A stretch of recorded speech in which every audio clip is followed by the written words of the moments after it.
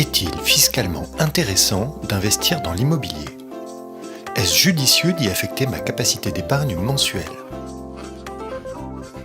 Paul et Claire sont cadres dans une grande entreprise. Ils sont célibataires et ils gagnent 45 000 € par an.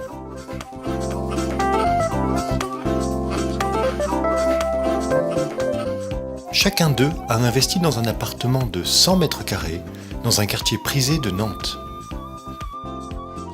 Un an après la mise en location de leur appartement, Paul et Claire ont-ils atteint leurs objectifs? Voyons cela. Alors Paul, es-tu content de ton investissement immobilier? Ne m'en parle pas, c'est un vrai cauchemar. Je suis déçu. Ce n'est pas du tout ce que j'avais prévu. Ah bon? Explique-moi tout ça. Mon calcul était simple. Écoute, j'ai acheté mon appartement 200 000 €, ce qui est un bon prix, car il est bien placé. J'ai fait réaliser 65 000 € de travaux pour pouvoir le louer plus facilement. Rajoute à ça les frais classiques, j'ai donc emprunté la somme totale de 305 000 € sur 25 ans. J'ai donc des mensualités de 1 450 €. En face, je perçois un loyer de 1 200 €. Vu comme ça, j'avais fait une belle affaire. 250 € par mois à sortir pour réaliser mon projet. Mais en fait, j'avais oublié d'intégrer certaines charges. Ah oui? Mais de quelle charge tu parles? Mes loyers ont généré 3 000 € de fiscalité foncière, plus 1 550 € de CSG et CRDS. Mes impôts ont augmenté de 4 550 €. Tu te rends compte? Avec les frais d'agence, les charges de copropriété et la taxe foncière, au final, cet appartement me coûte 950 € par mois. C'est beaucoup plus que prévu. Je n'ai pas le choix. Je vais devoir revendre cet appartement. Ah bon? Bah si tu veux le revendre, je veux bien te le racheter moi. Comment ça, Claire? Ça ne te dérange pas de payer autant d'impôts sur les loyers? Non, de mon côté, les impôts, c'est pas un problème. Je suis très satisfaite de mon investissement. Ah bon? Explique-moi comment tu as fait alors, parce que ça m'intéresse. Ok. Au départ, mon projet est assez similaire au tien. J'ai acheté le même type d'appartement au même prix que toi. Au final, ça m'est revenu un peu plus cher parce que j'ai fait appel à un architecte pour la conception et le suivi des travaux. Et aussi parce que j'ai meublé mon appartement. Au total, mon budget d'investissement est monté à 342 500 €, avec tous les frais. J'ai donc une mensualité un peu plus élevée que la tienne. Niveau frais, comme toi, je paye la gestion intégrale de mon appartement, les charges de copropriété et la taxe foncière. En plus, j'ai même un comptable qui s'occupe de ma déclaration fiscale. Mais moi, je perçois un revenu locatif de 1 850 € par mois.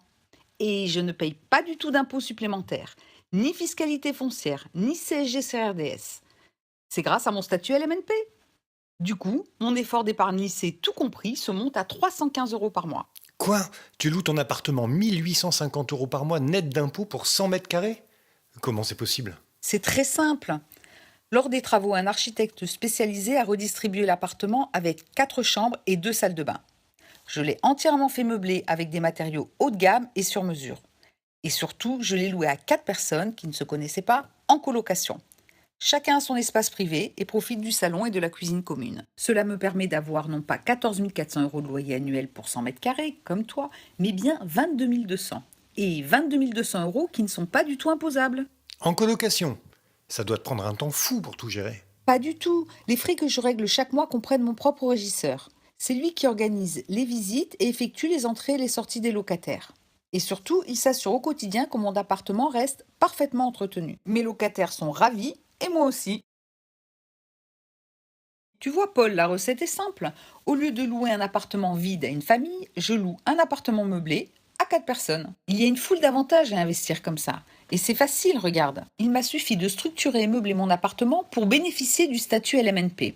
Du coup, mes revenus ne sont pas soumis à l'impôt. Mon revenu locatif est beaucoup plus important car j'ai 4 locataires.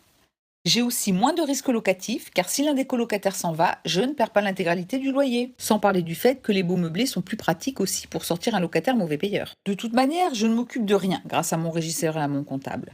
Et je n'ai même pas de frais supplémentaires lorsqu'un colocataire emménage ou déménage. D'accord, j'ai compris.